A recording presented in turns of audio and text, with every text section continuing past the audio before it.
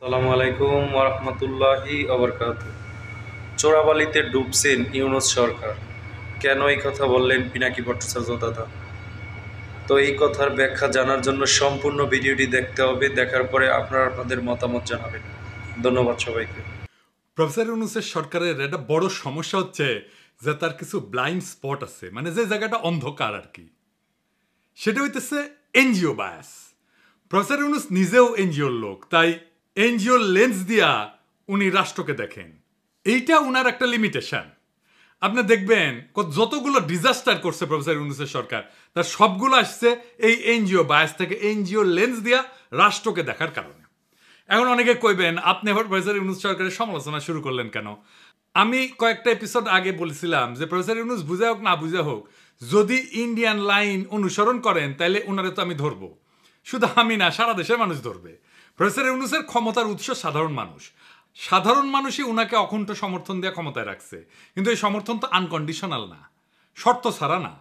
পাবলিকে দিচ্ছে সমর্থন, আর সেই সমর্থনের বলে বলিয়ান হইয়া হারকুলিস হইয়া উনার পররাষ্ট্র মন্ত্রণালয় পাকিস্তানের কাছে 1971-এর গণহত্যার জন্য ক্ষমা চাওয়ার দাবি তোলে। আর সেই নিউজটা যখন মানব জমিনে ছাপা হয়, সেইখানে প্রফেসর ইউনূস আপনার ছবি থাকে। আর বেকুবগুলো জানেই না পাকিস্তান তিনবার আনুষ্ঠানিকভাবে রাষ্ট্রীয়ভাবে বাংলাদেশের কাছে ক্ষমা চাইছে 1971-এর জন্য। একবার পররাষ্ট্র মন্ত্রণালয়ের লেভেলে, আরেকবার প্রাইম মিনিস্টার লেভেলে, আর একবার রাষ্ট্রপতির লেভেলে। মানে আর কয়বার ক্ষমা চাইতে হবে? আর একবার ক্ষমা চাইলে আপনার বা দেশের কি লাভ হবে? হাসিনার বুড়ি বয়সে অর্গাজম হবে, এছাড়াও তো আর কোনো অবজেক্টিভ নেই এটা বলার। যাই হোক, এবারে আসি আজকের ইস্যুতে। আজকের ইস্যুটাও খুব গুরুত্বপূর্ণ। নারী বিষয়ক সংস্কার কমিশন তার রিপোর্ট জমা দিছে। তো প্রফেসর ইউনূস সেই রিপোর্টের কিছু অংশ ওনার ফেসবুকে শেয়ার দিচ্ছেন। এটা নিয়ে শুরু হয়েছে নানা সমালোচনা। প্রথমে বলি, এই কমিশন গঠন করা হয়েছিল 18ই নভেম্বর। জাতীয় ঐক্যমত কমিশনের আলাপ শুরু হয়ে গেছে এর মধ্যে, তারপরে এই প্রস্তাব জমা পড়ল। 18ই ফেব্রুয়ারিতে এই রিপোর্ট জমা দেওয়া উচিত ছিল হিসাব অনুযায়ী। তারপরে 2 মাস বেশি লাগাইছেন ওনারা। এই নারী বিষয়ক কমিশনের বিষয়ে প্রফেসর ইউনূসের মনে হয় খুব উচ্ছ্বসিত। ওই যে কইছি না ওনার এনজিও বায়াস আছে, সেই থেকে উনি বলছেন যে যে কয়টা করে ফেলা যায় তা দ্রুত করে ফেলতে হবে, আর পাঠ্য বইয়ের মতো ছাপায় বিলি করতে হবে। কোনো কমিশন নিয়ে প্রফেসর ইউনূসকে এত উচ্ছ্বাস প্রকাশ করতে দেখেছেন? দেখেন নাই। আপনি তো স্যার পড়েন নাই রিপোর্ট, না পড়ে বিলি করার কথা কইলেন। এটা ছাপায় বিলি করতে গেলে আপনার সরকারের লোকেরা মার খেয়ে ভুট্টো হয়ে যাবে, আগে সাবধান করে দিলাম। একটু সামাল কইরা স্যার। উনারা কামের চাইতে আকামে বেশি পটু। আর 2 নম্বর হচ্ছে ওনারা একেবারে বাংলাদেশের সমাজ, রাজনীতি, জনগণ, গণমানুষ এই সম্পর্কে কিছুই জানেন না। আপনি বলবেন এখানে শিরিনাপার মতো মুরব্বী আছেন, তাদেরকে আমি এই কথা বলতে পারি যে পারি স্যার। শিরিনাপা কইলেই সেটা অমৃত হয়ে যায় না। উনারে আমরা কিছু বলি না জাফরুল্লাহ ভাইয়ের সম্মানে, কিন্তু উনি একজন পার ইসলামোফোব মহিলা। আর এই কমিশনে যারা আছেন তাদের বেশিরভাগই তাই। উনাদের মিশন হইতেছে নারীর কান্দে বন্দুক রেখা ইসলাম কোপানির রাজনীতি করা। আপনাকে এক্সাম্পল দিই। নারী কমিশন বলছে ধর্মীয় আইন মেনে চলা বাধ্যতামূলক জন্য নারীদের প্রতি বৈষম্য হচ্ছে। আপনি নিজেই শেয়ার দিয়ে কইছেন ধর্মীয় আইন অনুসরণ করা যে কোনো ধর্মের অনুসারীদের জন্য বাধ্যতামূলক। ধর্মের অনুসারীরা তো আনন্দ চিত্তে সেটা অনুসরণ করেন এবং মেনে চলেন। কেউ যদি দাবি করে ধর্মীয় অনুশাসন মেনে চলার জন্য বৈষম্য হচ্ছে, এটা খুবই বাজে অনুসিদ্ধান্ত। এর অর্থ হচ্ছে ধর্মীয় আইন মানা যাবে না, আর চূড়ান্ত মানে হচ্ছে ধর্ম থেকে দূরে থাকতে হবে। এটাই স্যার বাঙ্গু সেকুলারদের চুলকানি, আর এই চুলকানিকে আপনি প্রমোট করেছেন। এই কমিটি প্রতিনিধিত্বমূলক না, বাংলাদেশের আপামর নারীদের অংশগ্রহণ নাই এই কমিটিতে। যারা সংস্কারের নামে ধর্মীয় আইনের বিরুদ্ধে কৃপান তোলে, বাংলাদেশের মানুষ তাদের সংস্কার প্রস্তাব ছুঁড়ে ফেলে দেবে। আবার দেখেন, যৌনকর্মীদের শ্রমিকের মর্যাদা দেওয়ার কথা বলছেন। ওনাদের মাথায় যে কোন দেশ থাকে আদর্শ হিসাবে জানি না, হয়তো পশ্চিম থাকে। পশ্চিমের চিন্তা, পশ্চিমের প্র্যাকটিস ওনারা চাপাই দিতে চান বাংলাদেশের উপরে, ঝামেলা বাঁধে সেইখানে। কিন্তু ওনারা তো পশ্চিমের যে ডাইভার্স প্র্যাকটিস সেটা নিয়ে জানেন না, ওনাদের সেই জ্ঞানও নাই। আমার অনুমান ওনারা কিছুই জানেন না। ধরা যাক ফ্রান্সে কি নিয়ম জানেন? সুইডেন, নরওয়ে, ফ্রান্স এই সমস্ত দেশে যৌনকর্মী না, বরং ক্রেতাদের যারা যৌন সেবা গ্রহণ করে তাদের শাস্তির আওতায় আনা হয়। এদেরকে বলা হয় নর্ডিক মডেল। তাহলে বুঝতে পারতেছেন যে পতিতাবৃত্তিকে কিভাবে কোন কায়দায় ট্যাকেল করা হয় পশ্চিমে। আপনি তো অপমানকর, মর্যাদাহানিকর একটা পেশাকে আইনি কাঠামোর মধ্যে এনে বৈধতা দিতে পারেন না। আপনারা পতিতাবৃত্তিতে ইন্ডাস্ট্রি বানাইতে চাইতেছেন, সেখানে টাকা বিনিয়োগ হবে, আর বাংলাদেশের নারীরা সেখানে শ্রমিক হিসেবে কাজ করবে। মানে পতিতাদের অ্যাপয়েন্টমেন্ট লেটার দিবে, পেনশন থাকবে, প্রমোশন হবে, পতিতারা ট্রেড ইউনিয়ন করবে। Are you crazy? মাথা মধ্যে ঠিক আছে আপনাদের?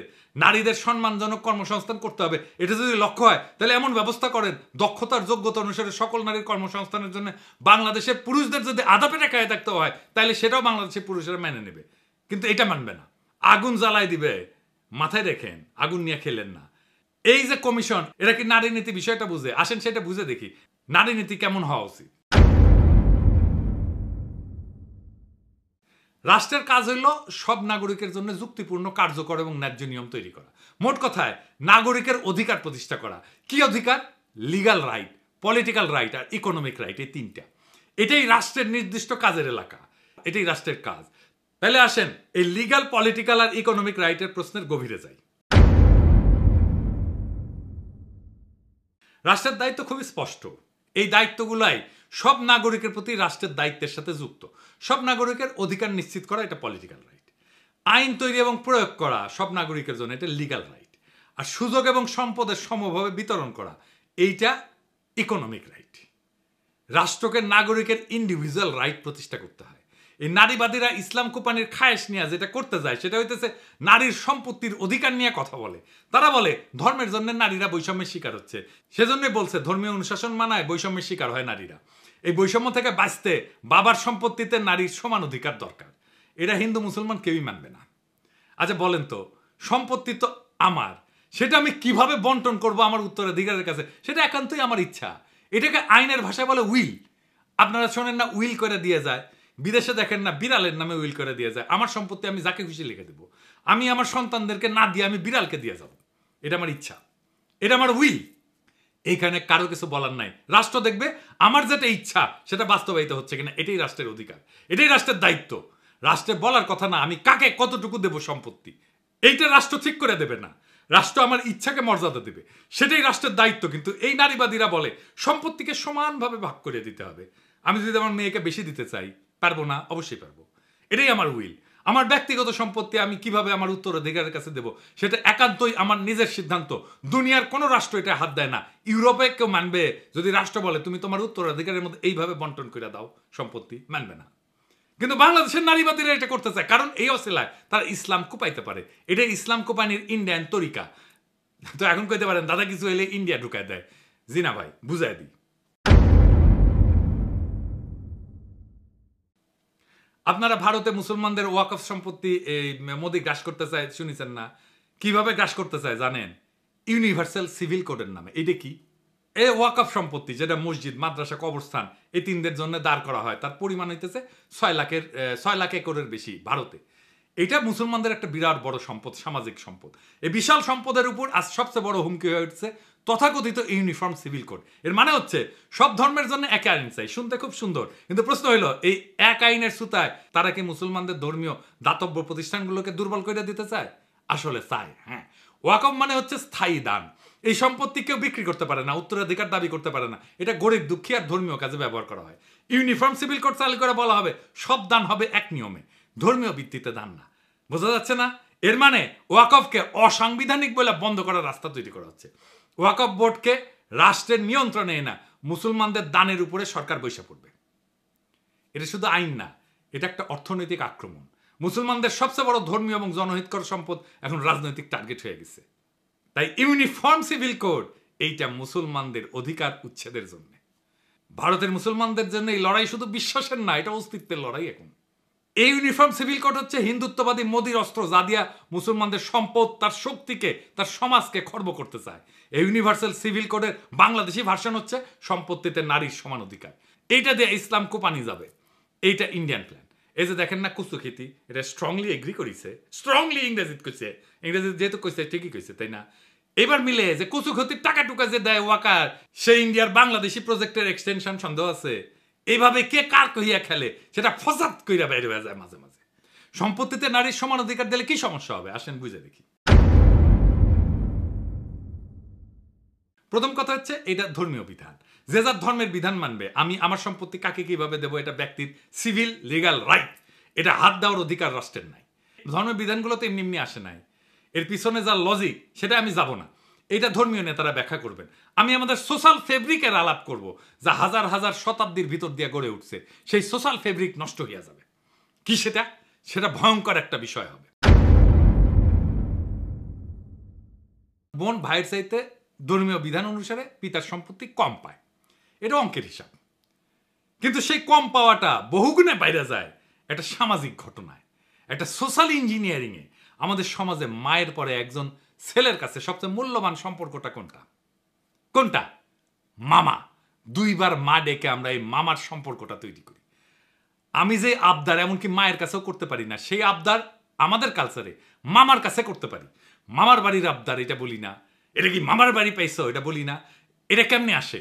ওই সোশ্যাল ইঞ্জিনিয়ারিং এর জন্য যেই অতিরিক্ত সম্পত্তি পায় মামা, তার কারণে এমন একটা মধুর কেমিস্ট্রি মামার উপরে পড়ে যে মামার সম্পত্তির উপরে, মামার বাড়ির উপরে ভাগনার একটা আলাদা অধিকার জন্মায়, সামাজিক অধিকার, ভালোবাসার অধিকার। ওই যে বলে না, তাই তাই তাই মামার বাড়ি যাই, মামা দিল দুধ ভাত দুয়ারে বসে খাই। তারপরে ওই যে আই ছেলেরা আই মেয়েরা ফুল তুলিতে যায়, ফুলের মালা গলায় দিয়ে মামার বাড়ি যায়, মামার বাড়ি মধুরহারি, মামা ভাগ্নে যেখানে আপদ নাই সেখানে। এই যে মামার ভাগ্নের কেমিস্ট্রি আমাদের সমাজে এটা আর কোথাও পাবেন না। কাকার সাথে এই কেমিস্ট্রি হয় না কেন? কারণ ওই ধর্মের অনুশাসন শুধু সম্পত্তির অধিকার ঠিক করে দেয় নাই, সেটার সাথে সোশ্যাল ইঞ্জিনিয়ারিং করে দিচ্ছে যেন বোনের ছেলে মেয়ের মামার উপরে এক স্নেহের, ভালোবাসার, নির্ভরতার একটা সম্পর্ক তৈরি হয়। এই নারীবাদীরা সেটাও ভেঙ্গে দিবে। আপনি দেখছেন এরা এতটাই নির্বোধ যারা হাজার বছর ধরে গড়ে ওঠা একটা সমাজকে মুহূর্তের মধ্যে কলমের খোঁচায় ধ্বংস করে দিতে চায়। এতই নির্বোধ এরা। প্রফেসর ইউনূস মাঝে মাঝে ভুলে যান উনি কোথায় থেকে ক্ষমতা পেয়েছেন, ওনার ক্ষমতার উৎস কি। আমরা এটা একটু ওনাকে মনে করে দিতে চাই। উনার ক্ষমতার উৎস বাংলাদেশের আপামর জনগণ। এই আপামর জনগণই প্রফেসর ইউনূসের সরকারকে ক্ষমতায় রাখছে। প্রফেসর ইউনূসের ক্ষমতার উৎস মানুষ, এটা যতক্ষণ পর্যন্ত মনে রাখবেন ততক্ষণ পর্যন্ত প্রফেসর ইউনূস শক্তিশালী। সাধারণ মানুষ উনার পিছন থেকে সরে গেলেই উনি শক্তিহীন। উনাকে উষ্টা দেওয়ার জন্য অনেকে মুখায় আছে, ইন্ডিয়া মুখায় আছে, ওয়াকার মুখায় আছে, বিএনপি মুখায় আছে, আওয়ামী লীগ মুখায় আছে। এরা কেউ সফল হইতে পারতেছে না, কারণ সাধারণ মানুষ পাহাড়ের মতো দৃঢ় ঐক্য নিয়ে প্রফেসর ইউনূসের পিছনে দাঁড়াইছে। প্রফেসর ইউনূস তার এই ক্ষমতার উৎসকে যদি অস্বীকার করেন, সেই মুহূর্তে ওনার পতন, ওনার সমস্ত শত্রু ওনাকে ধ্বংস করে ফেলবে। তাই প্রফেসর ইউনূসের প্রতি এটা সতর্ক বার্তা। বাংলাদেশের সাধারণ মানুষের ধর্মীয় বিশ্বাস, সামাজিক মূল্যবোধ, এর বিরুদ্ধে কখনো দাঁড়াবেন না। আপনি মনে রাখবেন বাংলাদেশের খুব সাধারণ মুসলিম সমাজ আপনার পেছনে দাঁড়াইছে। তার সমস্ত সমর্থন, আত্মার সমস্ত শক্তি নিয়ে আপনি শক্তির ভালোবাসাকে উপেক্ষা করবেন না। এর পরিণতি হবে ভয়ানক। এই নারী নীতিতে কি আছে আমরা পুরোটা পড়ে দেখিনি, কিন্তু যেই স্যাম্পল বা ট্রেলার দেখলাম তাতে বাংলাদেশের সাধারণ মানুষ শঙ্কিত।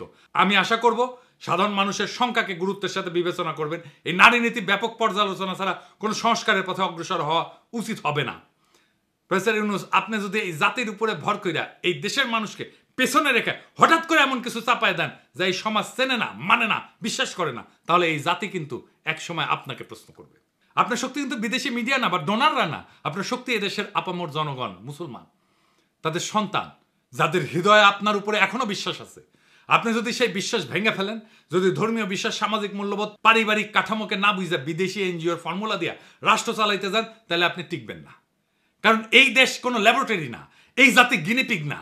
এই জাতি 24-এর বর্ষা বিপ্লবের রক্তে দাঁড়ানো, ইসলামের শেকড়ে বাঁধা, সামাজিক পারিবারিক বন্ধনে গড়া জাতি। এটাই আপনার ক্ষমতার আর বৈধতার উৎস। আপনি যদি এই জাতিকে এনজিও বানাইতে চান, তাহলে এই জাতি আপনাকে রাজনীতির ইতিহাসে একটা দুঃখজনক ব্যর্থতা হিসেবে মনে রাখবে। এখনো সময় আছে। সাধারণ মানুষের ভাষা বোঝেন, ধর্মের প্রতি তাদের আবেগ বুঝেন, এই মাটির গন্ধ বুঝেন। না বুঝলে আপনি থাকবেন হয়তো পদে, কিন্তু মানুষের হৃদয়ে থাকবেন না। মনে রাখবেন এই জাতি অনেক ধৈর্য ধরে, কিন্তু একবার যদি জায়গা ওঠে ফাগুনের আগুনের মতো ছড়ায় পড়ে, সেই আগুন কিন্তু কারো ক্ষমতা দেখে না, পদ দেখে না, অতীত দেখে না, ইতিহাস দেখে। ইতিহাসের এক সময়ের মহানায়কের স্মৃতি বিজড়িত বাসভবন মুহূর্তেই গুড়ায় দেয় প্রবল ঘৃণায়। তাই সতর্ক হন, সংলগ্ন হন, এবং সবচেয়ে বড় কথা, মানুষের কথা শোনেন, আমাদের কথা শোনেন। আপনার ক্ষমতার আসল মালিক তারাই।